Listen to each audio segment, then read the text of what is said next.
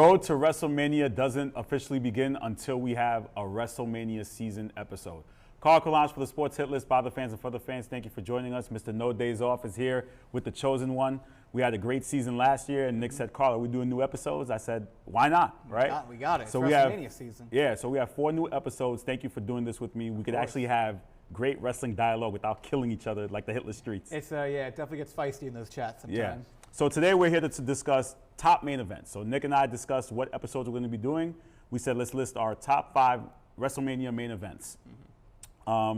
You can start off. You tell me your number 5, and then we can go back and forth and see what we got. All right, so our 5's kind of, I don't want to have too much of the same, so I tried to think of some other ones. And my number 5, where it might not have been the greatest wrestling match of all time, it's the quintessential WrestleMania main event, and it's WrestleMania 1. That's Hogan, Mr. T, Roddy Piper, and Mr. Wonderful. So cliche. It's cliche, but we would not be sitting here doing WrestleMania season without that match, without that show. Fair. And, you know, I really think that match at that time, people were so starving for, like, something big. And having Mr. T there was big. Having Cyndi Lauper there was big. You know, all these people that sang and, like, it just made the whole thing better. That's why you got to have that match on the list. All right, my number 5, I'm going Daniel Bryan versus Randy Orton versus Batista, WrestleMania 30, the one that I missed out on, that I kick myself for every time.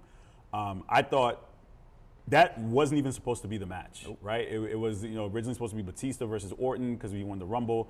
But the fact that the fans spoke out and were able to give Daniel Bryan his push and start the whole entire Yes movement, that has to make the list. Like, that's what we call, I guess, people power in the words of John Laurinaitis. God. People power was really great at that moment. So for me, that's my number 5. Man, if that's your number 5, your list is going to be insane. That match that Mania match was great. So again, I'm keeping it cliche for my first 2, but after that, I promise I'm going to go into great matches. My number 4, Hogan Andre. How many times during WrestleMania season do you see Hogan slamming Andre?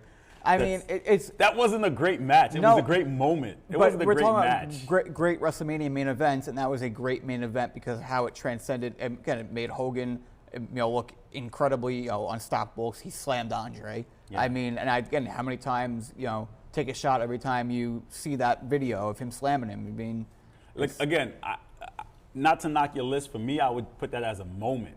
Not so much the match, but I understand why you put it there for that. My number 4, I'm going with the Hogan match from WrestleMania 6, Warrior versus Hogan.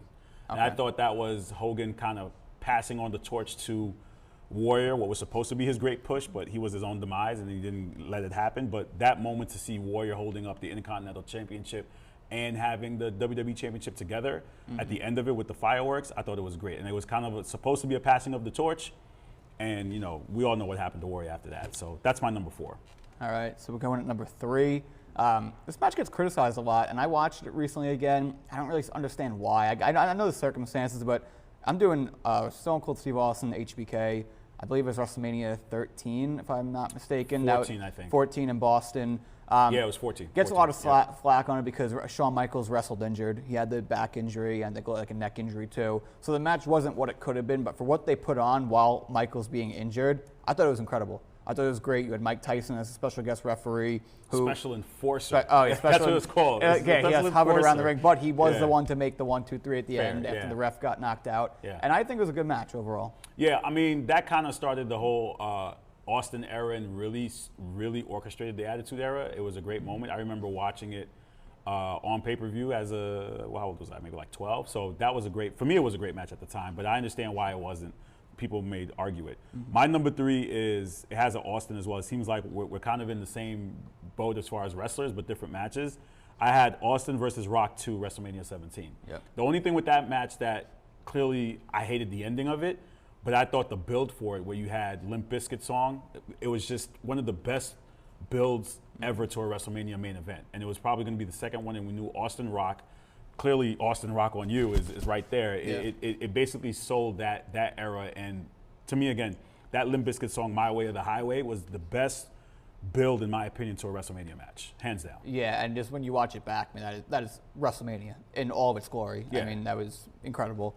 So my number 2 is going to be Brock Lesnar, Roman Reigns, WrestleMania 31. And everyone can say what they want about the match itself. This was in the beginning of the Brock Roman era, where we weren't tired of this match already. So people were excited about it, and that ending. I mean, come on.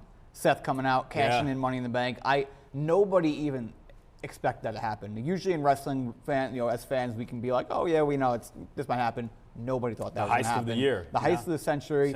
And came out, won the belt, and it was just an incredible WrestleMania. Yeah, I can't. That WrestleMania itself, we could discuss it, was great, but in terms of the match, it was great that Seth came out and had that moment. Again, was the match great?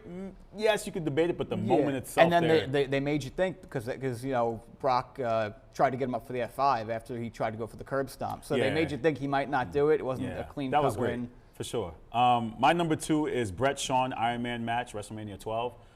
Again, it's always the like that WrestleMania moment. For some reason, my list kind of, you see like the passing. I have 2 matches where you're passing of the torch, you're beginning an era, right? Mm-hmm. So this was the boyhood dream comes true. Shawn Michaels was training to finally go over on Bret.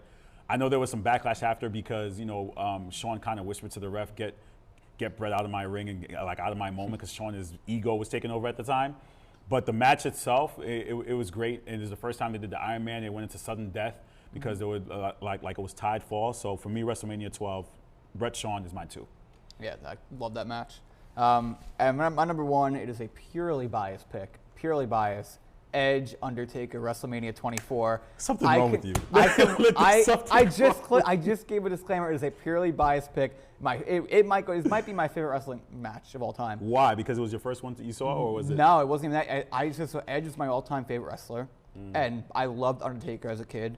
And going back and watching Undertaker in his I like to say in his prime from my era of watching. He's fast, he's quick. Edge is quick. The storyline going into it was great, where Undertaker couldn't use the Hell's Gate because Vicky Guerrero banned it on him, and that was the only way he was. You said that was 24, right? Yeah, it was 24. That was when the whole Vicky Guerrero, Chavo, the Guerrero family stuff. Yeah.